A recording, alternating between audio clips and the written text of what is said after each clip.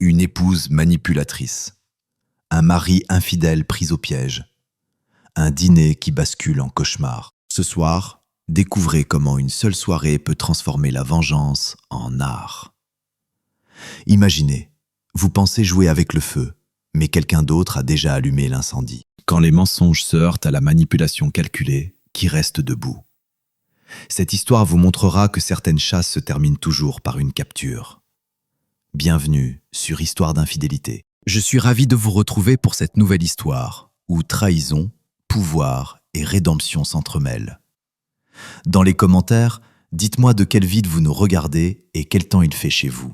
Installez-vous confortablement, car ce récit de vengeance froide et de secrets dévoilés va vous tenir en haleine jusqu'à la dernière seconde. Après que la serveuse eut confirmé la commande et se fut éloignée, Estelle demanda à Cédric de se tenir tranquille, lui permettant ainsi de téléphoner chez elle pour parler avec son mari. Mathis répondit après la 3e sonnerie et demanda « Quelque chose ne va pas ?» « Mathis, tout va bien de mon côté. J'appelle pour savoir comment vous allez là-bas. Ici, tout est en ordre. » « Pourquoi t'inquiètes-tu ? Les enfants sont occupés avec leurs affaires. Nous dînerons un peu plus tard. » « Il n'est que 19h pour l'instant. Tu rentres bientôt ? J'appelle pour te prévenir que je serai en retard. Nous avons un débriefing sur le projet et mon directeur m'a sollicité.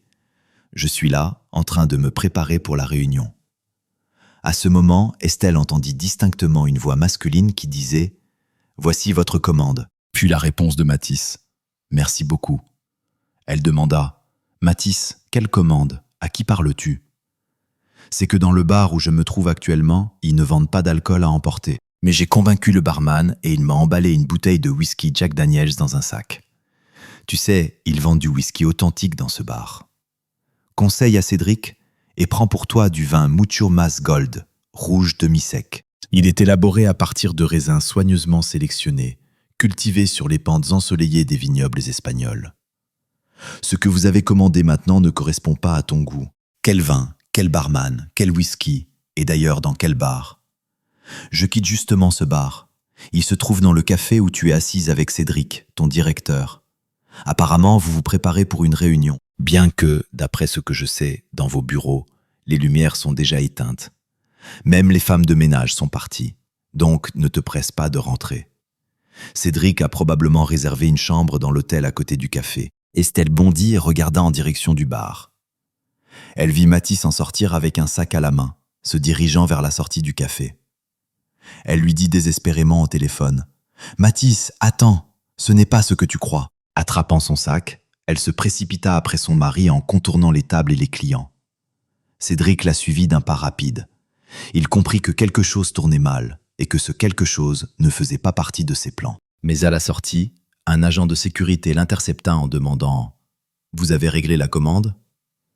La serveuse s'approcha aussitôt et le força à retourner à la table où était assise sa femme. Comment Véronique s'était retrouvée à cette table, Cédric ne le comprit pas. Il comprit une seule chose, il avait de très gros ennuis.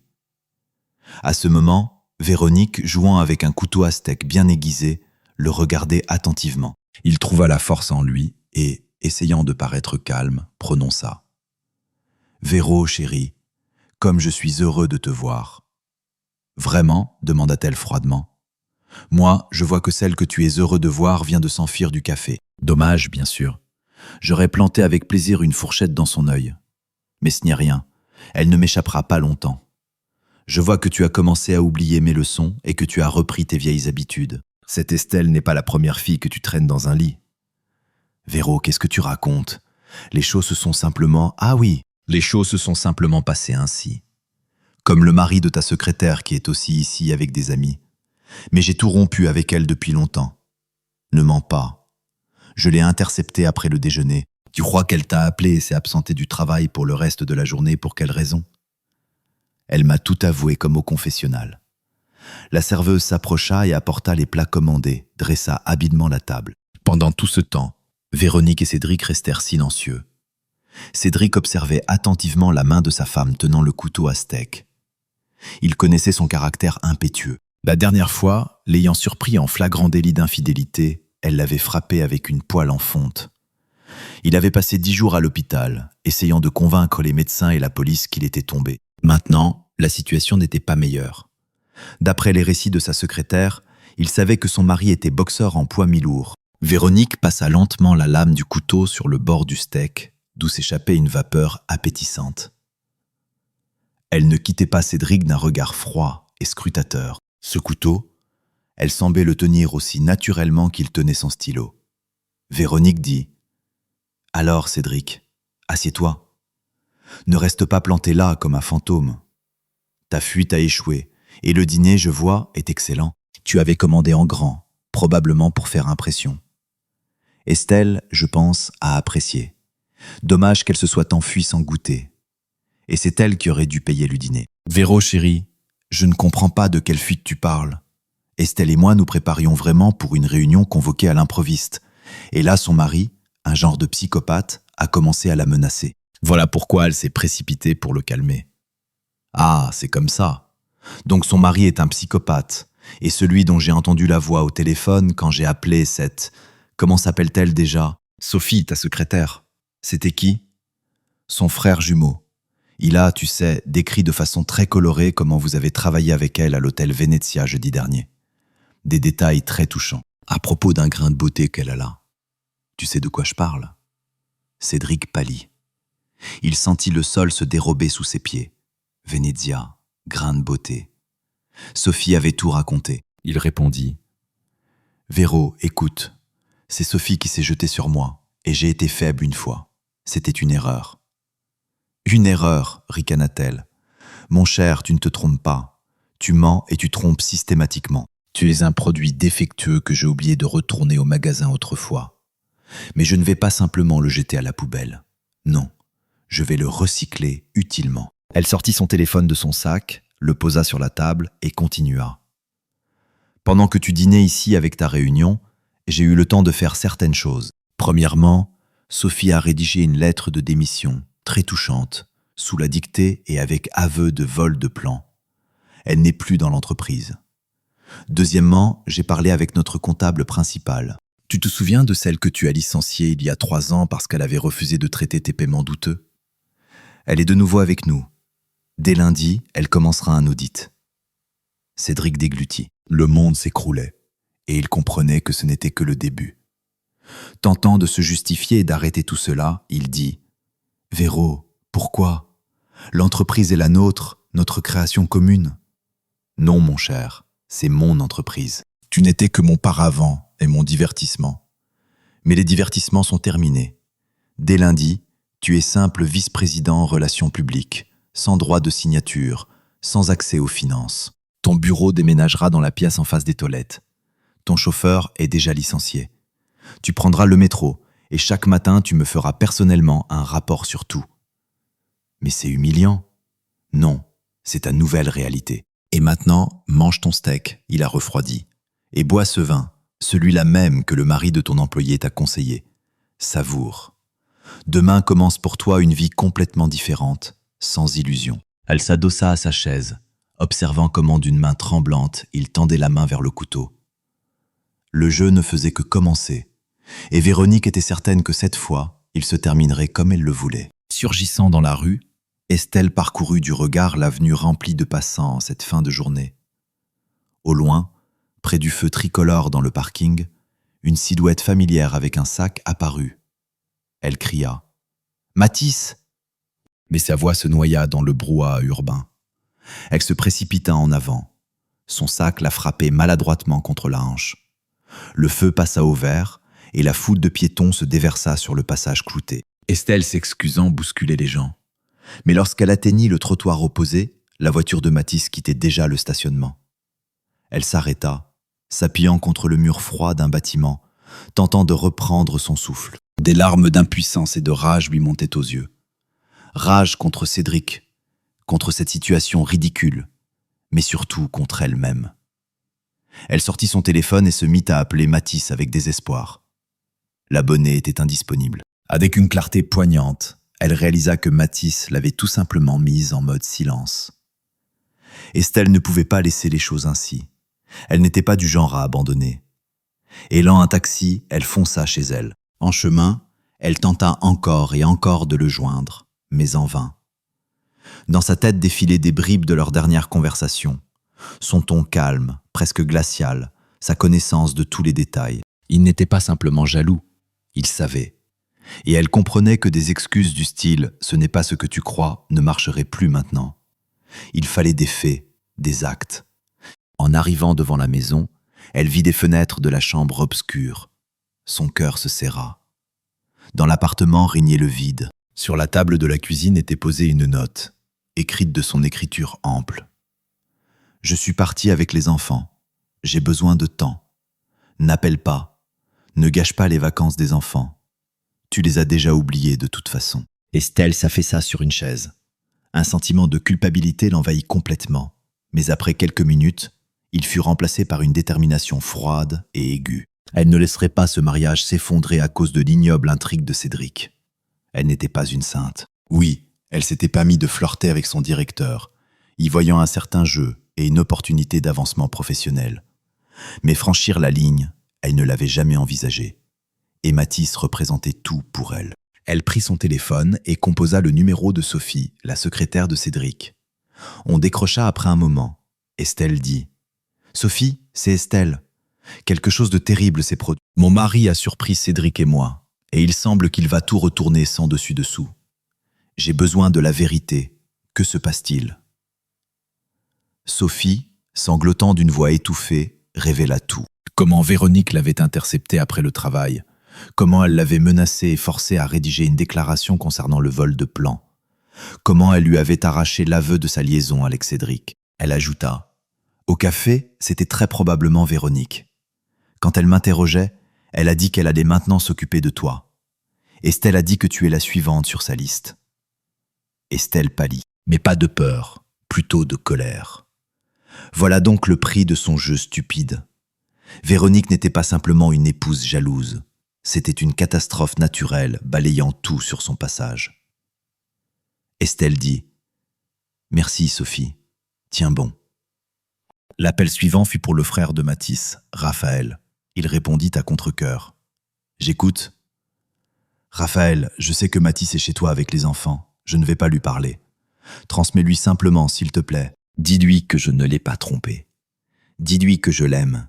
Et dis-lui que celui qui a orchestré ce gâchis est lui-même en train de mijoter dans la marmite infernale que sa propre femme lui a préparée. Et je ferai tout pour que Mathis et moi sortions ensemble de ce cauchemar. Estelle, je sais ce qui s'est passé, mais Mathis et tes enfants ne sont pas chez moi. Où il est allé, je ne sais pas. Il m'a dit qu'il avait besoin de s'aérer l'esprit. » Elle reposa le téléphone. Un plan commençait à se dessiner dans sa tête. L'attente passive n'était pas son style. Elle devait agir, non pas pour regagner les faveurs de Cédric, il n'en valait pas la peine, mais pour se protéger et montrer à Mathis qu'elle se battait pour eux. Elle ouvrit son ordinateur portable et commença à rassembler tout ce qui pouvait servir. Échange de messages avec Cédric, fichiers sur les projets sur lesquels ils avaient travaillé. Elle comprenait qu'à partir de lundi, avec l'arrivée de la comptable vengeresse dans l'entreprise, un nettoyage allait commencer et elle devait avoir une longueur d'avance pour ne pas être transformée en bouc émissaire. Son téléphone portable vibra. Numéro inconnu. Estelle porta le combiné à son oreille avec méfiance. Elle dit « J'écoute ?»« Estelle, c'est Véronique. Nous ne nous sommes pas présentés, mais je pense que vous m'avez reconnu. » Estelle sentit un frisson parcourir son dos. « Oui, je vous ai reconnu. »« Parfait. Alors parlons comme des adultes. Votre mari Mathis est quelqu'un de direct. Il m'a appelé il y a 1 heure, il m'a proposé un marché. Il ne demandera pas le divorce et ne détruira pas votre famille si je lui fournis des preuves irréfutables que vous n'étiez pas la maîtresse de mon mari. Et moi, comme vous le comprenez, j'ai intérêt à ce que toutes ces personnes soient officiellement démasquées. Je n'ai pas besoin de rompre mon mariage, puisque je l'ai déjà rompu depuis longtemps. Connaissant la situation, je comprends que vous ne représentiez aucune menace pour mon mariage. En bref, nous nous retrouvons demain à 10h du matin dans mon bureau. Apportez tout ce que vous avez sur Cédric. Tout. Et alors, peut-être, je déciderai que vous méritez une seconde chance. » Véronique raccrocha sans attendre de réponse. Estelle resta assise dans le silence de la cuisine obscure, regardant l'écran de son téléphone. L'ennemi était devenu allié, étrange, dangereux et absolument imprévisible. Mais c'était une chance de tout arranger. Elle inspira profondément. Demain commençait une guerre, et elle était prête à y entrer pour Mathis et pour leur famille. Cédric, après le dîner au café, rentra chez lui. Mais là, Véronique lui indiqua immédiatement la chambre dans laquelle il allait devoir vivre. Du café. Il avait réussi à s'échapper par la sortie de service et à éviter le mari de Sophie qui l'attendait avec des amis pour une conversation. Cédric comprenait son indignation. Mais pourquoi avait-il amené des amis ? Il ne le comprenait pas. Maintenant, Cédric comprenait que Véronique n'avait pas de motif formel pour le licencier. Mais Sophie et Estelle pouvaient le dénoncer. Comment les faire taire ? Il ne le savait pas. Cédric, enfermé dans sa nouvelle chambre de réflexion, ancienne cabine pour le personnel invité, tournait en rond comme un tigre en cage. L'air sentait la naphtaline et la défaite. Ce statut humiliant de simple vice-président, la perte de son bureau, de son chauffeur et surtout du pouvoir, c'était un cauchemar qu'il ne pouvait accepter. Mentalement, il grondait. Non, je ne permettrai pas à cette femme folle de m'enterrer vivant. Véro a dépassé les bornes. Elle a oublié qui était le visage de l'entreprise toutes ces années, qui concluait les plus gros contrats. Il s'assit sur le lit dur et se mit à analyser la situation, rejetant la panique. Son cerveau, habitué aux intrigues corporatives, fonctionnait à plein régime. Il pensait « Véronique est la menace principale. Elle possède contre moi du matériel compromettant obtenu de Sophie. Elle contrôle la comptabilité et donc tous les flux financiers. Absolument intransigeante. Ensuite, Estelle. Celle-là est rusée. Elle a pu rassembler contre moi des documents de travail. Si elle passe un accord avec Véronique, ma réputation sera définitivement détruite. Son témoignage au tribunal sur mes méthodes de travail particulières suffira. Bien qu'il y ait l'espoir que Véronique n'y pense pas, reste la menace physique. Le mari de Sophie. Ce boxeur représente une menace physique directe. Véro a laissé entendre qu'il est dans les parages avec des amis. Réfléchissant plus loin, il estimait quels atouts il possédait. Il comptait le fait qu'il connaissait tous les squelettes dans le placard des 10 dernières années. Tous les schémas parallèles que Véro détestait tant, mais qui rapportaient des revenus fabuleux. Surtout, il avait des relations. En dehors de l'entreprise, il lui restait des contacts utiles parmi les clients et fonctionnaires, loyaux personnellement envers lui, Cédric, et non envers Véronique. Aussi paradoxal que cela puisse paraître, le désespoir de Véronique et sa rage étaient son atout. Elle agissait émotionnellement, pas stratégiquement. Organiser un scandale public et une assignation à résidence était une chose, mais mener un audit complet sans se salir elle-même, c'en était une toute autre. Il estimait qu'elle craignait le scandale autant que lui, sinon elle l'aurait déjà détruit au lieu de le rétrograder. Ainsi, peu à peu, son plan commença à se former. Cruel, risqué, mais le seul possible. Il ne pouvait pas simplement faire taire Estelle et Sophie. Véronique en trouverait d'autres. Il fallait frapper à la racine, Véronique elle-même. Sa vigilante épouse de secours, ses doigts composèrent machinalement un numéro. Le premier appel fut pour Estelle. On décrocha après un moment. Il dit « Estelle, c'est Cédric. Ne raccroche pas. Tu es en danger, plus que tu ne le penses. »« À cause de vous, Cédric ?»« Je l'ai déjà compris, » répondit-elle sèchement. « Ah, pas à cause de moi, à cause de Véronique. Tu crois qu'elle va t'aider ? Elle va te dévorer, toi et ta famille, au petit déjeuner. Tu n'es qu'un pion pour elle, pour m'achever. Dès qu'elle obtiendra de toi tout ce dont elle a besoin, elle te jettera en te couvrant de boue. Ton mari ne te pardonnera jamais. » Un silence s'installa dans le combiné. Il savait qu'il avait touché juste. Estelle, respirant de façon contrôlée, finit par demander « Que proposez-vous ? » « Une alliance temporaire et tactique. Demain, tu vas chez elle. Tu lui donnes exactement ce qu'elle veut, mais pas tout. Tu lui fournis les fichiers qui montrent mes approches, disons flexibles, du travail avec les budgets des projets passés. Ce que tu as, mais tu passeras sous silence l'essentiel, le système Titan. Titan, c'était notre dernier et plus gros projet avec Cédric, et le plus obscur. Le système de détournement de fonds était parfaitement rodé, et Estelle, en tant qu'ingénieure principale, y était directement liée. Estelle siffla. « Vous êtes devenu fou ? Vous voulez que je m'accuse moi-même de complicité ? » ?»« Non, je veux que nous survivions tous les deux. Véro, en recevant une partie du matériel compromettant, se calmera. Elle pensera qu'elle nous tient tous les deux à la gorge. Elle te donnera ta seconde chance et se concentrera sur mon humiliation. Et pendant ce temps, je trouverai un moyen de la neutraliser définitivement. Je sais où se trouve son talon d'Achille. Donne-moi 3 jours, seulement 3 jours. Après, tu es blanche, ton mari est avec toi, et moi je règle mes problèmes. Et pourquoi devrais-je vous croire? Vous avez déjà détruit ma vie une fois, répondit-elle sèchement. Parce que, Estelle, si je perds, nous irons en prison ensemble. Je n'en ai pas besoin. Et toi? Donne-moi ces 3 jours. Tais-toi sur Titan. Il entendit sa respiration lourde. Elle hésitait. Finalement, elle dit « D'accord, mais seulement 3 jours. Mais si vous essayez de me piéger, mon mari n'est plus simplement jaloux, il est furieux, et il sait où vous habitez. » La menace fut prononcée avec une conviction si froide que Cédric frissonna. Il raccrocha. La première pièce sur l'échiquier était placée. Le deuxième appel fut pour un vieil ami, fonctionnaire de rang moyen nommé Valentin. Il dit « Valentin, bonjour, c'est Cédric. »« Oui, ça fait longtemps. Écoute, j'ai besoin d'un renseignement, rapide et discret. Sur Véronique. Non, pas sur l'entreprise. J'ai besoin d'informations sur ses visites dans une clinique privée en Suisse au cours des 3 dernières années. Tu comprends de quoi je parle? Des flux financiers. Oui, je me souviens de ton intérêt pour notre paquet d'actions de la filiale. Je pense que nous pouvons nous arranger. » C'était son coup astucieux. Véronique était intelligente, mais elle avait un point faible. Sa santé et sa peur panique de toute allusion à une vulnérabilité. Cédric soupçonnait que ses voyages dans les stations de montagne n'étaient pas uniquement pour le repos. S'il trouvait le secret médical qu'elle craignait tant, ce serait son atout majeur. Le 3e et plus dangereux appel fut pour Sophie. Son ancienne secrétaire répondit en sanglotant. « Cédric, que dois-je faire? Elle sait tout. J'ai été licencié, je suis déshonoré. Et Raphaël, il va me tuer. » Cédric dit durement, « Sophie, reprends-toi. Tu diras à ton Raphaël que tout ce que tu as raconté à Véronique est faux. » Sous pression, dis-lui qu'elle t'a menacé de représailles, t'a fait chanter avec un vol de plan inexistant et t'a forcé à t'accuser toi et moi. Dis-lui qu'il n'y a rien eu entre nous.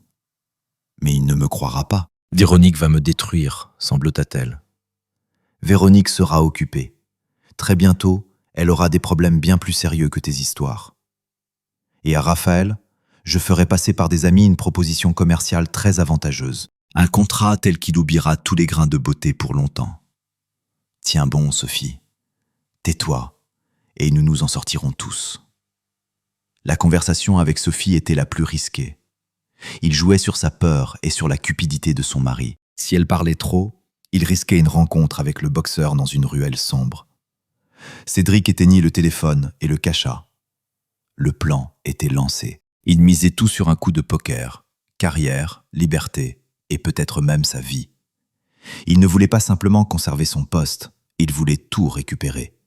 Et pour cela, il ne devait pas simplement déjouer sa femme, il devait la détruire. La guerre était déclarée, et Cédric, acculé, était prêt à tout. Le silence dans la petite chambre était trompeur, l'accalmie avant la tempête la plus terrible de sa vie. Mais il y avait quelque chose qu'il ignorait. Véronique ne l'avait pas enfermé dans cette chambre sans raison. Un dispositif d'écoute y était installé. Ainsi, elle connaissait tous les plans de Cédric. Lorsqu'il eut terminé ses négociations, elle prépara ses contre-attaques. Véronique entra inopinément dans le bureau de Valentin. Il se sentit immédiatement un peu mal à l'aise dans cet espace qui perturbait son propre monde plus brutal et encombré de bureaux de fonctionnaires. C'était un homme corpulent avec des cheveux grisonnants et des yeux intelligents et fatigués de quelqu'un qui en avait beaucoup vu. Véronique, sans demander, s'installa dans le fauteuil face au bureau massif de Valentin et demanda « Quoi, Valentin, tu ne t'attendais pas ? C'est une visite inattendue ? Que me vaut cet honneur ?» Il tenta de prendre l'initiative. Valentin essaya de prendre les choses en main, mais Véronique l'arrêta en demandant « Valentin, tu veux des problèmes ?»« Véronique, je suis un vieil ami de votre famille. Puisque vous êtes venu, je veux aider à clarifier un point délicat concernant votre santé, dit-il en marquant une pause dans l'attente d'une réaction. Pas un muscle de son visage ne bougea. Elle le regardait comme s'il était une pièce intéressante, mais pas particulièrement importante sous verre. Elle prononça poliment « Continuez. Je crains que certains de vos secrets médicaux ne deviennent publics. La clinique privée à Zurich, très prestigieuse, très chère, et hélas, pas si privée que ça si on sait quelle ficelle tirer. Il poussa doucement une enveloppe vers elle et dit « Tout est là. Diagnostic, traitement, facture. Votre mari, Cédric, s'est inquiété de votre état. » Véronique prit lentement, presque paresseusement, l'enveloppe. Elle ne l'ouvrit pas, la reposa sur le bureau, exactement au milieu, comme pour l'aligner sur une ligne invisible. Avec un léger reproche presque maternel, elle répondit « Valentin, je vous ai toujours considéré comme un homme intelligent, un pragmatique, et vous commettez une erreur aussi enfantine. » Valentin se tendit et demanda « Laquelle exactement ? Vous me proposez quelque chose que je connais déjà.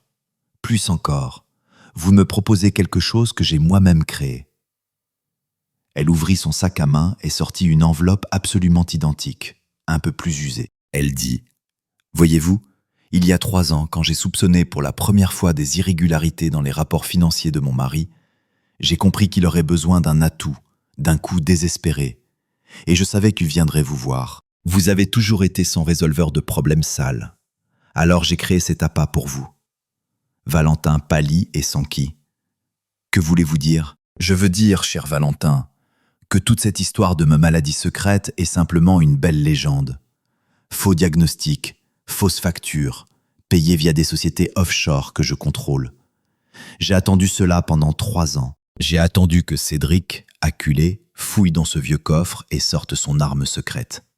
Et vous, comme un chien fidèle, vous me l'avez apporté dans vos dents. » Elle ouvrit sa propre enveloppe et sortit plusieurs photographies. Elles avaient été prises par une caméra cachée dans son propre bureau. On y voyait Valentin installer illégalement des dispositifs d'écoute à la demande de Cédric il y a 2 ans. Elle dit « Vous ne collectez pas seulement du matériel compromettant, Valentin. Vous en produisez aussi. Ce n'est plus une attraction administrative, c'est du pénal. » Valentin resta silencieux. Sa confiance s'était évaporée, laissant derrière elle une sueur froide dans son dos. Véronique continua. « Mais ce n'est pas tout. Votre intérêt pour notre filiale n'est pas fortuit. Vous ne vouliez pas simplement un paquet d'actions. Vous avez déjà racheté illégalement 15% via des hommes de paille, en abusant de votre position. Vous pensiez que je ne remarquerais pas ? » Elle sortit un autre document et dit « Voici le rapport de cette fameuse comptable dont j'ai parlé à Cédric. Tout y est, tous les virements, toutes les chaînes. Un seul coup de fil de ma part au procureur suffira pour que vous perdiez non seulement votre poste, mais aussi votre liberté. Vos amis vous tourneront le dos plus vite qu'un lépreux. » Véronique croisa les mains sur le bureau et dit « Alors, résumons. Vous essayez de me faire chanter avec un faux, alors que vous êtes vous-même l'objet d'un véritable matériel compromettant en béton armé, suffisant pour vous enfermer longtemps dans un endroit où même les rumeurs sur les actions et les contrats ne parviennent pas. » Un jeu raison, Valentin respirait lourdement. Il hocha la tête, incapable de prononcer un mot. Véronique conclut. « Parfait. Alors voici les nouvelles conditions de notre jeu. Vous oubliez Cédric. Vous oubliez la filiale. À partir d'aujourd'hui, vous êtes mon conseiller informel. Vous ferez exactement ce que je dis et m'assurerez toutes les autorisations nécessaires et le feu vert à tous les niveaux. En échange, vous conserverez votre poste, votre réputation et surtout, votre liberté. Cette proposition vous convient, elle ? » Valentin hocha de nouveau la tête, comme une marionnette. Mais Véronique n'avait pas encore tout dit et poursuivit. « Quand Cédric apparaîtra, dites-lui que sa meilleure carte s'est avérée vide et transmettez-lui. Je l'attends dans mon bureau dans 1 heure. » Des questions concernant son nouveau lieu de travail ? Véronique se permit un léger sourire à peine perceptible et murmura. « La chasse ne fait que commencer. Et moi, cher Cédric, je ne suis pas le chasseur. Je suis le piège. » Véronique arriva à son bureau et convoqua Estelle. Elle nota immédiatement que l'entreprise baignait dans une atmosphère étrange et tendue. Les employés chuchotaient, évitant de croiser le regard de la direction. La raison en était le déménagement bruyant de Cédric vers un autre bureau et un autre poste. Le bureau de Véronique était tel qu'Estelle s'en souvenait lors de ses rares visites, spacieux, froid et effrayant de minimalisme. Rien de superflu, seulement un immense bureau en bois sombre, 2 fauteuils austères pour les visiteurs, et au mur, Une unique toile de style abstrait qui provoquait chez Estelle un sentiment inexplicable d'angoisse. L'air de la pièce était épais et immobile, comme si toutes les menaces non formulées y étaient figées. Estelle entra, s'efforçant de respirer régulièrement. Elle sentait le regard de Véronique sur elle, lourd, scrutateur, comme un rayon X qui vous transperce. Véronique prononça d'une voix basse mais ferme. « Assieds-toi ». Estelle s'installa dans le fauteuil, posant son sac avec l'ordinateur portable à côté. Elle était prête à l'attaque, à la pression, aux cris, mais le silence et le calme de Véronique effrayaient bien plus. Véronique, manipulant lentement des papiers et regardant un crayon taillé pointu, demanda « Tu as apporté ce dont nous avons convenu ?» « Pas exactement, » répondit Estelle, sentant sa gorge se dessécher. Elle commença à parler en hésitant. Le plan de Cédric tournait dans sa tête, mais en regardant ses yeux glacials, il semblait naïf et inutile. Néanmoins, elle continua. « J'ai des fichiers sur les anciens projets, des schémas avec surévaluation des budgets, des pots de vin aux sous-traitants. » « Ma chère, ne perdons pas de temps en échauffement, » l'interrompit Véronique. « Les restes de la table du maître ne m'intéressent pas. Ce qui m'intéresse, c'est Titan. » Estelle sentit le sol se dérober sous ses pieds. Elle tenta de garder son sang-froid et redemanda. « Je ne comprends pas tout à fait. Titan est un projet en cours. Tout y est propre. » « Arrête. Ta conversation d'hier avec Cédric était très instructive. Chacun de vos soupirs était comme sur la paume de ma main. Tu penses vraiment que j'ai installé mon mari infidèle dans une chambre sans dispositif d'écoute ? Ce serait tellement peu professionnel. » Le cœur d'Estelle s'effondra. Elle et Cédric étaient comme des mouches dans une toile d'araignée, et chaque mouvement ne faisait que les empêtrer davantage. Véronique continua. « Il t'a donné 3 jours pour me neutraliser. Quel naïf. Sa meilleure carte, le faux matériel compromettant sur ma santé, est déjà battu. Son allié Valentin travaille maintenant pour moi. Alors, Estelle, parlons franchement. Ton destin se trouve maintenant exclusivement entre mes mains, et celui de ton mari aussi. » À la mention de Mathis, Estelle se redressa. La peur fut remplacée par une détermination désespérée. « Qu'est-ce que mon mari vient faire là-dedans ?» demanda-t-elle froidement. « Eh bien, » répondit calmement Véronique, son appel n'était pas fortuit. C'est un homme d'action. Et pendant que toi et Cédric construisiez vos châteaux de cartes, ton mari a mené sa propre enquête. Il possède certaines preuves concernant Titan, pas aussi complètes que les tiennes, mais suffisamment solides pour ouvrir une enquête pénale, contre Cédric et contre toi. Il m'a posé un ultimatum. Soit je lui fournis des preuves irréfutables de ton innocence dans cette fraude et de ton désintérêt pour Cédric, soit il se rend aux autorités avec toutes les conséquences qui en découlent. » Estelle se figea. Mathis, il n'était pas simplement parti, il avait commencé une guerre. Véronique prononça lentement. « Je peux l'arrêter. Je peux le convaincre que tu es victime des circonstances et de la manipulation de mon mari, que tu es prête à coopérer. Pour cela, j'ai besoin de Titan, le schéma complet.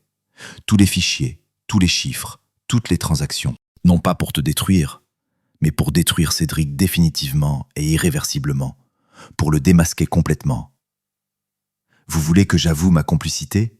articula difficilement Estelle. « Je veux que tu choisisses un camp, » répondit calmement Véronique.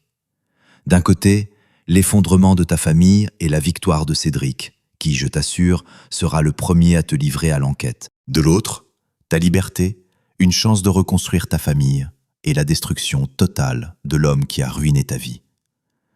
Mon mari est une maladie et je le soigne radicalement. » Véronique se renversa dans son fauteuil, donnant à Estelle le temps de réfléchir, puis ajouta. « Mathis m'a donné jusqu'à la fin de la journée. À toi de jouer, Estelle. » Estelle ferma les yeux. Ce n'était pas un choix entre vérité et mensonge. C'était un choix entre 2 types de feu.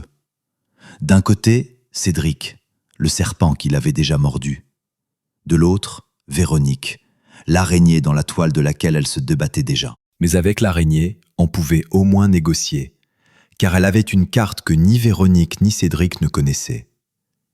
Estelle ouvrit les yeux et regarda Véronique droit dans les yeux. « D'accord, vous aurez tout sur Titan, mais j'ai des conditions. » Véronique haussa légèrement un sourcil, surprise par l'audace. Sa voix devint glaciale. « Lesquelles ? Vous me donnez non seulement l'immunité, Vous me donnez un statut officiel d'informatrice. Une garantie écrite de l'entreprise selon laquelle toutes les informations m'ont été fournies dans le cadre d'une enquête interne sur vos instructions. Et vous parlez personnellement à Mathis, vous lui expliquez que j'ai agi sous votre direction pour démasquer Cédric. Vous m'aidez à le reconquérir. Véronique regarda Estelle pendant quelques secondes, puis un léger sourire presque imperceptible apparut sur ses lèvres. Marché conclu. Tu t'es révélée plus intelligente que je ne pensais. Plus intelligente que Cédric, c'est certain. Envoie les fichiers. Ton mari attend mon appel. Estelle hocha la tête, se leva et sortit du bureau sans se retourner. Elle ne ressentait ni soulagement ni victoire, seulement un vide glacial et le poids de la conversation à venir avec Mathis. Avant cette conversation, il ne restait qu'un pas à faire, mais ce pas devait être franchi sur les ruines laissées par Cédric, et elle était prête à les déblayer seule si nécessaire. Véronique fixa rendez-vous à Mathis dans ce même café où tout avait commencé. Elle choisit une table isolée dans un coin, loin des regards et des oreilles indiscrets. Elle arriva la première, commanda une eau minérale et observa d'un air impassible Mathis, sombre et tendu, entrer dans la salle et se diriger vers elle. Il s'assit sans la saluer. Sa posture crispée, mains jointes sur la table, trahissait une préparation au combat. Véronique parla d'un ton égal et froid. « Merci d'être venu, Mathis. »« Où sont les preuves ?» demanda-t-il brusquement. « Vous avez dit que vous fourniriez des preuves irréfutables qu'Estelle n'était pas la maîtresse de votre mari et qu'elle n'a pas participé volontairement à la fraude. » Véronique ouvrit une fine mallette en cuir et en sortit une seule tablette. « Tout est là, dit-elle calmement. Mais avant de vous montrer, mettons-nous d'accord. Vous regardez, vous prenez une décision, et après cela, vous laissez Estelle tranquille et lui donnez une chance de tout expliquer. » Mathis hocha la tête. Son regard était rivé sur l'écran. Véronique lança l'enregistrement.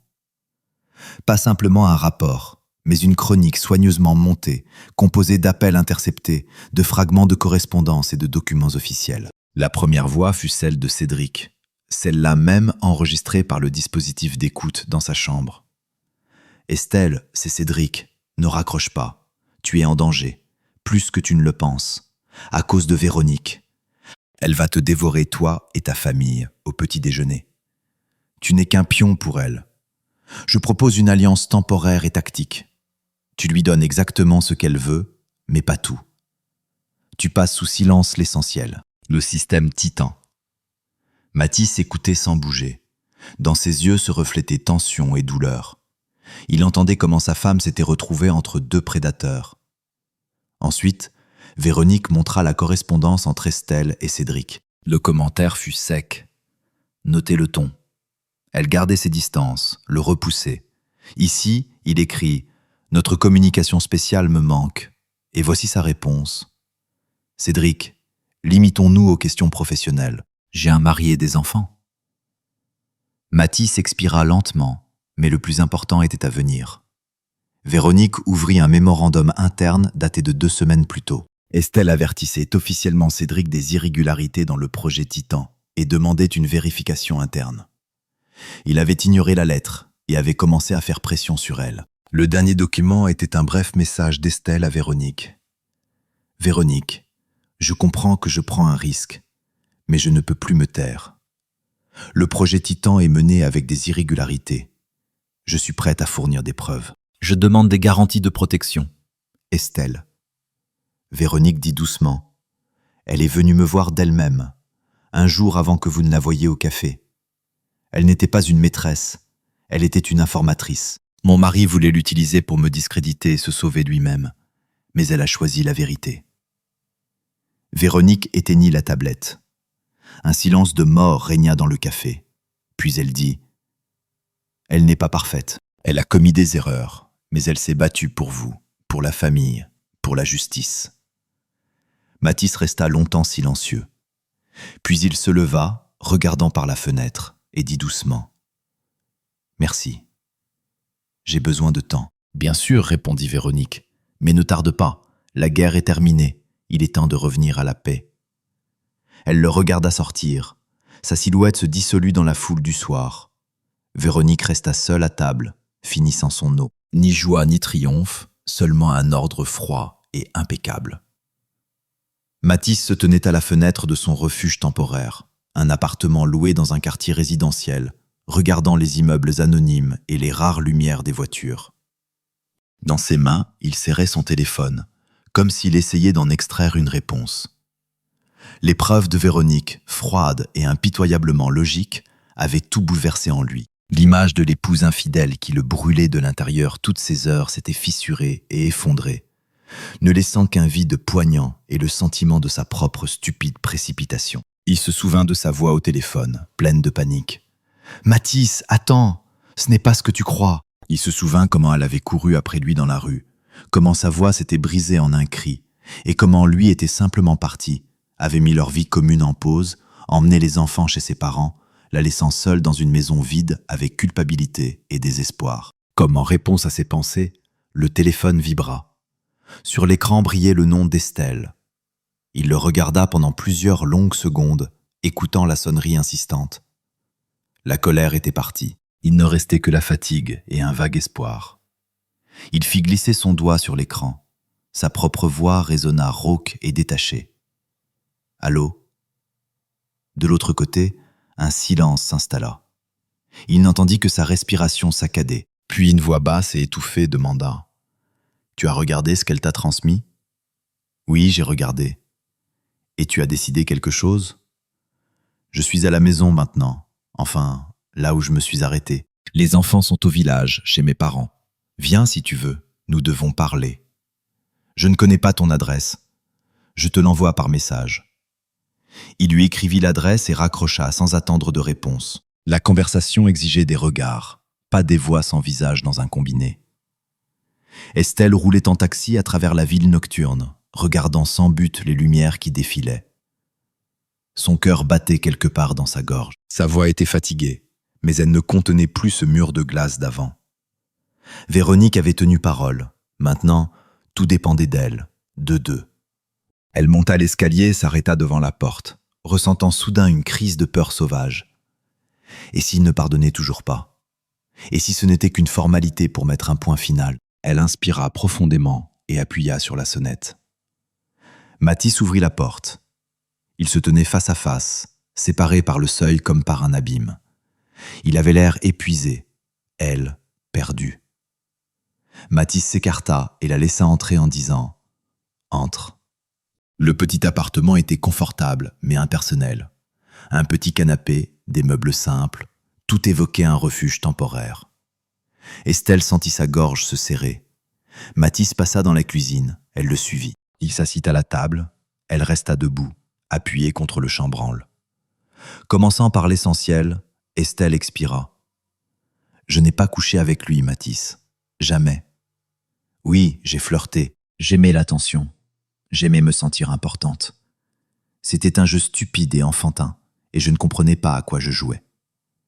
Mais franchir cette ligne, je ne pouvais pas. » Il la regardait en silence, et elle vit dans ses yeux non pas de la colère, mais de la douleur. Cette même douleur qu'elle lui avait causée par sa fuite.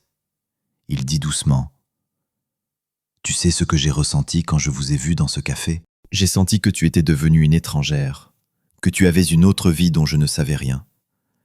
Et quand ce Cédric t'a suivi comme une ombre, j'ai eu l'impression que le monde s'écroulait. Il me répugne, Mathis. Au moment où tu as appelé, j'essayais de trouver un moyen de partir, de mettre fin à ce stupide dîner. Et puis tu as parlé du barman, du whisky, et j'ai tout compris. J'ai compris que tu étais là, que tu voyais tout. Et j'ai eu peur, non pas pour moi, mais pour nous. J'ai couru après toi parce que tu es plus important pour moi que tout ce jeu de carrière. Pourquoi ne m'as-tu rien dit plus tôt sur sa pression, sur ses combines? Nous partagions toujours tout à parts égales. Je ne voulais pas t'accabler avec mes problèmes professionnels. Je pensais m'en sortir seul. Et quand j'ai compris que je n'y arrivais pas, il était déjà presque trop tard. J'ai contacté Véronique moi-même la veille de tout cela. J'ai décidé de le dénoncer. Il hocha lentement la tête, se leva et s'approcha de la fenêtre, tournant le dos. Véronique m'a montré ton rapport de service où tu réclamais une vérification et ton mémorandum pour elle. Je l'ai cru. Mais j'avais besoin de l'entendre de toi. Je sais que je t'ai déçu. Je sais que j'ai détruit ta confiance par ma stupidité et ma légèreté. Et je ne demande pas que tu oublies cela comme un mauvais rêve. Je demande que tu me donnes une chance. que tu nous donnes une chance de réparer cela. Je suis prête à me battre pour toi, pour les enfants, pour notre famille. » Il se retourna. Dans ses yeux se reflétait la même détermination que dans sa voix, celle-là même qui les avait autrefois aidés à tout construire de zéro. « Moi aussi j'ai eu tort, dit-il. Fuir, me cacher, prendre les enfants, ce n'était pas une solution, c'était de la lâcheté. J'ai simplement eu peur de te perdre. Et au café, j'aurais dû m'approcher et lui mettre mon poing dans la figure. » Il se regardait à travers le silence de la cuisine, et l'abîme entre eux commença lentement à se combler. Il s'approcha d'elle, et sans dire un mot, l'embrassa simplement. Fort, presque rudement, fraternellement. Elle enfouit son visage dans son épaule et laissa enfin libre cours aux larmes, larmes de soulagement, de repentir et d'espoir. Mathis demanda : « C'est fini avec ce Cédric ? » « Je pense que pour nous, oui, mais pour lui, tout ne fait que commencer. Véronique ne le laissera pas partir comme ça, elle va tout lui prendre. Et qu'il aille au diable. Écoute, demain nous faisons nos bagages et nous rentrons à la maison, et ensuite nous débrouillerons les conséquences. Lentement, morceau par morceau, d'accord ? » Elle hocha la tête, incapable de prononcer un mot. D'accord. La guerre était terminée. Et maintenant les attendait un long et minutieux travail pour reconstruire la paix. Mais ils le feraient ensemble. Et c'était le principal résultat de toute cette terrible nuit. Cédric se tenait à la fenêtre, serrant dans sa main le téléphone de secours. Il venait de terminer sa conversation avec Valentin. Ce dernier, sans nommer de nom ni entrer dans les détails, d'une voix sèche et sans vie, avait annoncé que la proposition était rejetée au plus haut niveau et que toute discussion ultérieure était sans perspective. L'expression « au plus haut niveau » avait sonné comme une condamnation. Véronique était omniprésente. Sa meilleure carte, le faux matériel compromettant sur la santé de sa femme, s'était révélé être un leurre qu'elle avait elle-même placé. La rage, froide et dévorante, lui monta à la gorge. Il jeta le téléphone sur le lit. Il était pris au piège, et les murs de cette cage se refermaient. Valentin avait retourné sa veste. Estelle, il fallait parler à Estelle maintenant, avant que Véronique ne la retourne complètement. Il saisit de nouveau le téléphone. Ses doigts tremblaient quand il composa le numéro d'Estelle. On décrocha presque immédiatement, mais la voix d'Estelle était étrangère, calme et ferme. Elle dit « Cédric, arrêtez. Estelle, écoute, Valentin a échoué. Véronique a tout manigancé. Mais j'ai un autre plan. Tu ne dois pas lui parler. » Elle. Estelle l'interrompit, et ses mots s'abattirent sur lui comme un coup de massue. Je lui ai déjà tout fourni. Tout sur Titan, le schéma complet. Calmez-vous, Cédric. La guerre est perdue pour vous. Il resta figé. Ses oreilles bourdonnèrent. Titan, son atout principal, son alibi et son crime à la fois. Estelle l'avait livré entièrement. Il siffla. « Tu comprends que nous allons tous les deux en prison ? » ?»« Non, je n'irai pas en prison. Véronique a tout prévu. Selon les documents, je n'ai aucun lien avec le projet, à l'exception de la rédaction d'un mémorandum dans lequel je vous mettais en garde contre les conséquences possibles. Je suis désolé, Cédric, vous avez tout détruit vous-même. » Le clic dans le combiné résonna plus fort que n'importe quel claquement de porte. Cédric resta immobile au milieu de la pièce, fixant le vide. Les alliés avaient disparu. Sophie était terrorisée et inutile. Valentin travaillait pour l'ennemi. Estelle l'avait trahi. Véronique lui coupait méthodiquement toutes les voies de retraite. Il restait un dernier pas désespéré. S'il ne pouvait pas gagner, il pouvait tout brûler jusqu'aux cendres. Il se ressaisit et se rendit au bureau de l'entreprise qu'il avait autrefois dirigée. Il s'approcha de la porte destinée uniquement à lui et tira brusquement la poignée. La porte était verrouillée. Il commença à frapper dessus avec son poing, criant avec une rage contenue, presque animale. « Véro, Véro, sors, nous devons parler !» Après quelques minutes, il entendit des pas derrière la porte. Le verrou cliqua. Dans l'ouverture apparut Véronique. Elle avait l'air fraîche et calme, comme si elle revenait tout juste d'un spa et non d'avoir détruit plusieurs vies. « Alors, Cédric, dit-elle, tu as craqué si vite ? Je pensais que tu tiendrais plus longtemps. »« Laisse-moi entrer, j'ai besoin d'aller au bureau. Sur mon ordinateur, il y a des documents urgents sur Titan. Il faut au moins essayer de sauver quelque chose avant que tu n'enterres tout. » Véronique rit brièvement et sèchement. « Mon cher, Ton accès au serveur a été coupé hier soir. Ton badge est annulé. Ton ordinateur est déjà entre les mains des spécialistes informatiques et de cette fameuse comptable. Ils sont justement en train d'assembler le puzzle. Il n'y a rien à sauver. Il fit un pas en avant, tentant de passer, mais elle ne bougea pas, se contentant de relever le menton. Son regard froid le figea sur place.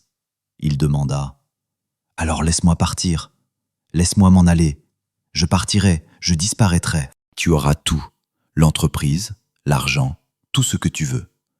Laisse-moi simplement partir. » « Et pourquoi aurais-je besoin de toi en liberté ?» ricana-t-elle. « Tu es un produit défectueux, Cédric, et je ne vais pas te laisser entrer au bureau, sauf peut-être à la poubelle, où tu vas puer et attirer les mouches. Je t'ai déjà assigné ton rôle. » Cédric comprit. Ce n'était pas une mesure temporaire, c'était une condamnation à perpétuité. Il était sa propriété, et elle n'avait pas l'intention de s'en séparer. Cédric se jeta soudain en avant, la repoussant de l'épaule. Véronique ne tomba pas, se contentant de reculer. Dans ses yeux jaillit non pas de la colère, mais de la curiosité, comme si elle observait une expérience intéressante. Il courut dans le couloir. Son plan était tout simplement fou. Récupérer l'argent liquide caché et le passeport étranger. Il tira la poignée de la porte de son bureau. Elle résista. Derrière lui résonna la voix de Véronique. « Serrure électronique, mon cher, j'ai changé le code. » Cédric se retourna, s'adossant à la porte métallique froide. Il était acculé. Véronique marchait lentement vers lui, sortant de la poche de sa veste un petit porte-clés avec des boutons. « Je t'avais prévenu, Cédric, les jeux sont terminés. Ta cachette est vide. Les documents de sortie du territoire, je les ai transmis à la police. » Il voyait sa confiance, son contrôle total de la situation. Et à cet instant, le désespoir se transforma en quelque chose d'autre, de primitif, d'animal. S'il ne pouvait pas fuir, il se battrait. Quand elle tendit la main pour, apparemment, le faire sortir du bureau vers la rue, il commit l'erreur fatale. Il l'attrapa par le poignet, brutalement. Véronique ordonna « Lâche-moi !»« Non, Véro, c'est fini. Je ne permettrai pas. » Il n'eut pas le temps de finir. Un homme apparut, imposant, silencieux. Ni chauffeur ni majordome, un nouveau visage, un garde de sécurité. Véronique ne bougea pas, se contentant de hocher la tête en prononçant calmement « Cédric est fatigué.